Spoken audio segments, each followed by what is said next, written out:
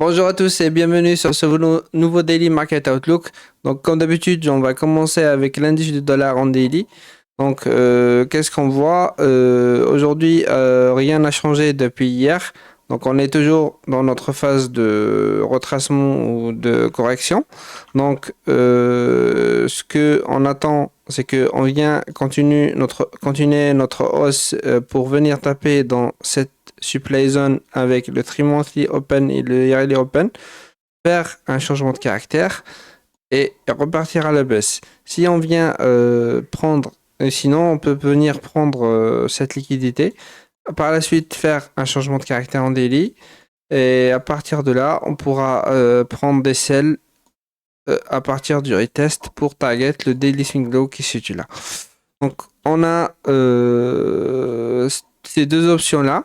Donc il se peut aussi qu'on vient récupérer ce high et venir par exemple taper dans cette supply zone extrême qui se situe là et par la suite faire un changement de caractère.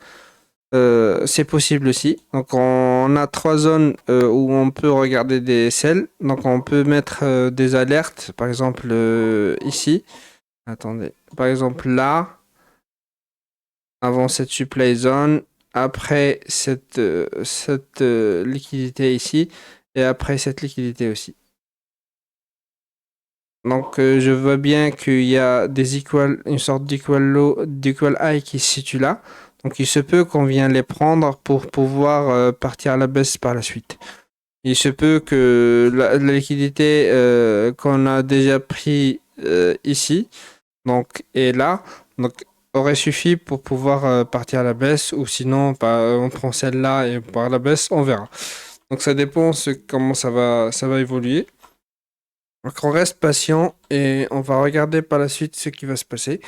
Donc pour daily, donc pour le moment, on attend que le dollar continue sa hausse pour venir dans notre point d'intérêt qui se situe là. Voilà. Donc si on passe en 4 heures, qu'est-ce qu'on voit? Donc pareil, c'est ce qu'on a dit hier. Donc on a un order flow qui s'est formé. Donc on a le dernier buy, enfin le sell avant l'achat qui est en contrôle, donc c'est celui-là. Donc et tant que cette zone elle est en contrôle, moi j'attendrai, en fait je pense que le dollar va partir à la hausse. Donc si on vient casser cette supply zone, à ce moment-là, je changerai mon biais et j'attendrai que on vient retest et par la suite faire un changement de caractère et je pourrais rentrer en sell pour target le 4 hour swing low et le daily swing low qui se situe là. Donc voilà, pour le dollar, c'est ce qu'on a. Donc sinon, on attendra que le dollar continue sa hausse, comme je vous ai dit, venir récupérer cette liquidité-là, faire un changement de caractère et puis partir à la baisse. Sinon, prendre ce high et par la suite partir à la baisse, ou sinon ce high et partir à la baisse aussi. Donc on a notre zone d'intérêt qui se situe là, après ce high et aussi là et après ce high aussi. Donc voilà. Donc on attendra que le dollar finisse son retracement pour pouvoir partir en sell.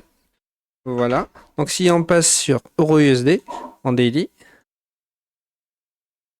Donc hier, je vous ai dit que si il y avait une opportunité de sell, malheureusement je ne l'ai pas pris parce que j'ai pas vu de clôture en 4 heures sur, sur le fractal buy qu'on a eu. Et en plus, en fait, le price action, il était tellement choppy que c'était pas bon de prendre de position. Donc, je suis resté à l'écart et je suis resté à spectateur jusqu'à ce que, euh, en fait, l'occasion se présente à nous. Donc, ce qu'on attend cette semaine ou aujourd'hui, c'est que aujourd'hui, on a en interne ce BOS qui se situe là. Donc, et moi, ce que je veux voir, c'est que le EURUSD fait un retracement pour venir récupérer au moins cette liquidité-là Et à partir de là, je pourrais regarder pour des sells. Donc c'est ça. Je voudrais en fait, je voudrais voir EURUSD retracé dans la zone premium, prendre la liquidité, faire un changement de caractère et à partir de là, je pourrais prendre un sell durant le retest. Voilà en daily ce que je vois. Donc on n'a pas d'autres d'autres options. Peut-être qu'on pourra prendre aujourd'hui des achats dans la lower time frame, c'est-à-dire en 15 minutes. Mais à voir, on verra comment ça va évoluer. Donc, si on passe en 4 heures, donc on a cette supply zone qui est actuellement en contrôle. Non, on a un changement de caractère.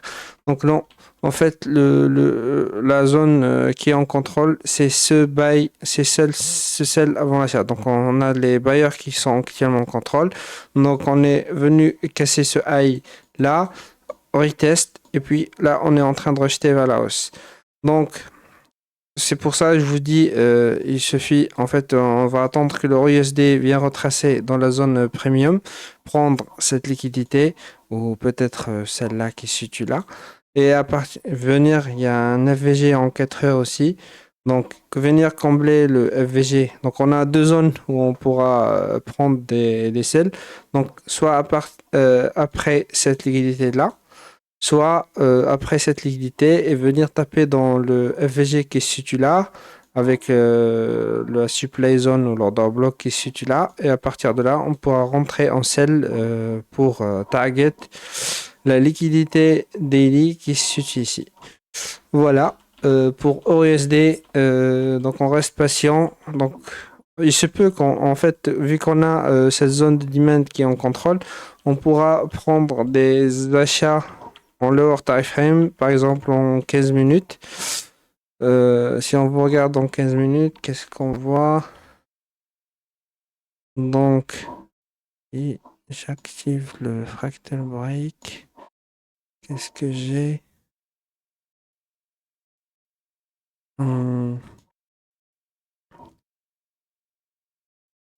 Donc la structure, elle va de là à là. Et puis on a fait un changement de caractère. Oui, donc la structure, le swing, il est là. On a fait ça, ça. Et puis on est reparti à l'os. Oui, si on a un retracement ici, on prend, par exemple, si aujourd'hui on vient retracer comme ça, prendre la liquidité qui se situe là, je pourrais prendre, regarder un changement de caractère pour partir à la hausse ici jusqu'en en fait, je pourrais prendre des achats pour target le high qui se situe là. Voilà pour Euro USD. Donc, on peut prendre malgré tout des positions 15 minutes si je vois que le prix retrace dans la zone d'intérêt qui se situe là. Donc, par exemple, après cette liquidité, regarder pour un changement de caractère et partir à l'os. Voilà, donc si j'ai ça, je pourrais prendre aujourd'hui des achats et target le swing high qui se situe là. Donc, je vais mettre une alerte. Et si le prix vient ici, je pourrais être en fait, je vais m'intéresser au marché. Voilà pour Euro USD. C'est tout ce que j'ai pour aujourd'hui aussi. Donc, si on passe à GBP/USD en daily, pareil, je pense que rien n'a changé depuis hier. Donc, depuis hier, on a dit qu'on avait un BOS vers le haut, swing high et swing low. Donc, ce qu'on veut, nous, c'est que le prix continue sa baisse jusqu'à prendre au moins cette liquidité et par la suite, pourquoi pas cette liquidité, faire un changement de caractère et par la suite, je pourrais reprendre des achats durant la retest pour target le daily swing low, swing high plutôt. Si et pour le moment, on a cette en daily, on a cette supply zone qui est en contrôle. Donc Donc moi, ce que je veux, c'est que donc cette zone vient, en fait, on vient taper dedans et puis on repart à la baisse. Donc voilà. Donc en daily, c'est tout ce que j'ai. Si on passe en 4 heures, donc en 4 heures, euh, désactive ça. Donc en 4 heures, on a eu un changement de caractère et actuellement on est en train de retracer parce que si vous voyez bien, on a un BOS ici vers le bas en 4 heures et si on trace Fibo de haut en bas comme c'est tracé ici, je veux bien voir le prix continuer sa hausse, venir prendre en moins cette liquidité ou cette liquidité et à partir de là, je pourrais regarder pour des sells à partir de là ou de là. Donc pour target, comme je vous ai dit, cette liquidité cette liquidité pour par la suite prendre des achats et target le daily swing high et le 4 hour swing high qui se situe là. Sinon, pour le moment, il n'y a rien à faire. Si vous voulez prendre des positions en 15 minutes, pareil que EURUSD. Donc, on a notre BS ici vers le haut et des achats sont possibles malgré que je vois que oui, GPUSD c'est pas pareil que EURUSD. EURUSD c'est encore plus clean parce que ici on a déjà fait un BS vers le haut. Euh, et là on a fait ça et ça donc c'est pas trop clean sur GPUSD donc je préfère rester à l'écart. Je préfère la position en 15 minutes sur EURUSD, elle est plus clean. Parce que là, je vois pas où on peut partir, sauf si ça correspond à une liquidité, ça veut dire qu'on vient retracer, prendre cette liquidité, faire un changement de caractère, et à partir de là, peut-être on pourra regarder des achats. Sinon, si le prix continue sa hausse, il n'y a rien à faire, donc on reste à l'écart. Donc si maintenant on passe à AUDUSD en daily.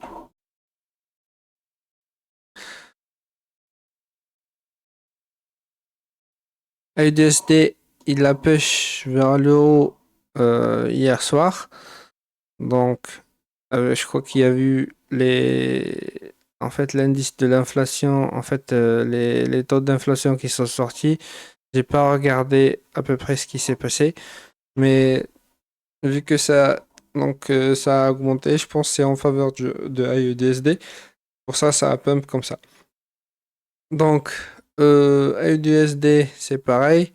J'aime pas trop le price action actuellement. Donc, j'aurais aimé. euh, donc, en fait, on est dans une phase de consolidation. Peut-être on est venu récupérer le low ici et là, on a récupéré le high. Donc, à voir si après on retrace ici. Après, on pourra regarder des achats après un changement de caractère. Mais bon, ça reste pas trop clean comme price action. Donc on reste aussi à l'écart. Si on regarde dans 4 heures, qu'est-ce qu'on voit? Ouais, c'est ça. Donc on est venu récupérer la liquidité qui se situe là. Et puis on a récupéré la liquidité qui se situe là aussi. Et après on a retest. Et là on est en train de repartir à la hausse. Mais bon, le seul achat que je vois en 4 heures, c'est qu'on vient retracer encore une fois, prendre cette liquidité, faire un changement de caractère, et puis je pourrais rentrer dans son achat, sinon je reste à l'écart. C'est pas intéressant comme price action. Price action. Voilà, pour AUDUSD, j'ai pas grand chose à dire. Je passe à NZDUSD en daily. Donc, NZDUSD, c'est pareil. Donc, on est toujours comme AUDUSD, on est toujours dans la zone premium. Donc, c'est pas très intéressant de chercher des achats. Moi, je veux bien que le prix vienne retracer encore plus vers le bas, taper dans cette demand zone, et à partir de là, faire un changement de caractère. Et je pourrais peut-être regarder des achats pour partir à la hausse. Sinon, ici, dans cette zone-là, sauf prendre des selles, c'est pas intéressant pour moi. Donc voilà pour tout. Je finis sur ça. Je vous dis bonne journée. Si vous avez aimé cette vidéo, n'oubliez pas de mettre un like et de vous abonner. Et je vous dis à demain.